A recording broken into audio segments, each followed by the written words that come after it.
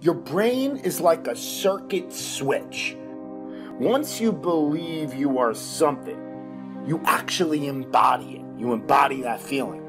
If you were, God forbid, in a coma, and you woke up and you didn't really have a memory, and you were told that you used to be a Navy SEAL, and they want you back now when you're healthy, do you think you'd act differently and hold yourself differently, conduct yourself different, and have a different self-concept of who you are than if you were told you were a piano instructor?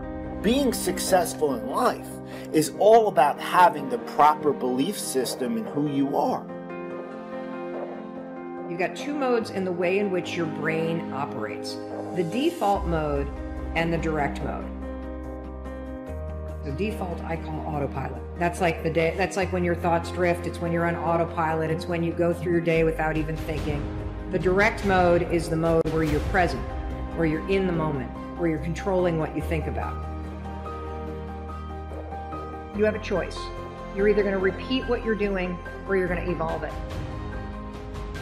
Let's think about these things. What would you do if you had 1 year to live and guaranteed success in anything you decided to do? What would that be? What would you do with your life if you had it to live over? You know you want to make changes, you've got a lot you want to do in your life, but then you start thinking about those changes and you immediately start catastrophizing. You start worrying, you start thinking about all the reasons why it's not going to happen. This is so common, and the reason why it's common is because somebody in your past either trained you to think this way, or you've had so many bad things happen that you've trained yourself to assume and predict that bad things are always going to happen to you. There will be bad things that happen. There will. It's a fact of life. But if you are constantly allowing your mind to default to thinking that bad things will happen, or thinking that you're out of shape, or thinking that you're a loser, or thinking that you're not worthy, or thinking that things aren't going to turn out, it becomes your default mode of thinking. What fear, what beliefs that you're holding on to tenaciously that's no longer allowing your life to work? It's not enabling you to produce the results that you want to produce in your life, and you're still clinging to them. See, as we go into a new world, there's some old behaviors that just won't fit. What are the events? What are the circumstances? What are the people that have shaped you? Just thinking, just thinking. Many people have all this talent and ability that they are allowing to be buried inside of them, that they will take with them to their graves because they didn't have the courage to be who they are. And I say, as you begin to look toward the future and manifesting your greatness, it's going to take everything in you, that your life deserves the concentrated effort to begin to look at how is it that I can express more of me? How is it that I can bring my ideas out here now? How is it? And start living with a sense of urgency, because you're here today, you're gone today.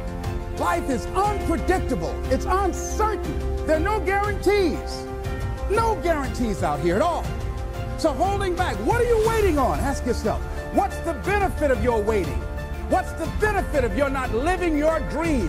What's the benefit of not listening to yourself? Oh, please, listen to yourself. I believe the way that you think is a choice.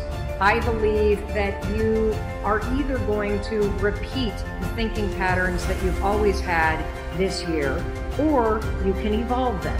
Because when you change how you think, you will change your life.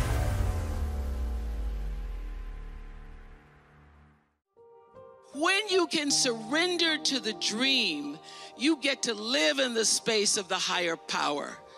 You get to live in the space that you purposefully have come to earth to claim for yourself. The second step to success that's so critical is you've got to set specific goals and objectives for your vision or your dream. It's a nice thing to say, I want a winter home in Hawaii. But that won't do it. It's got to be measurable. It's got to be in time and space. How much do you want and by when? Now let me give you a good example of this. why it's so important to make a list of goals. I tell people in my seminars, you want a goal or an objective, a measurable thing for every part of your vision, and I think you want to have 101 goals. I mean, really go for it.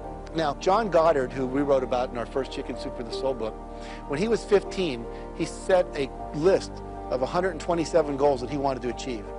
Now, he's sitting in his dining room with his dad, and all these people are coming over to dinner. These are the big successful people in town.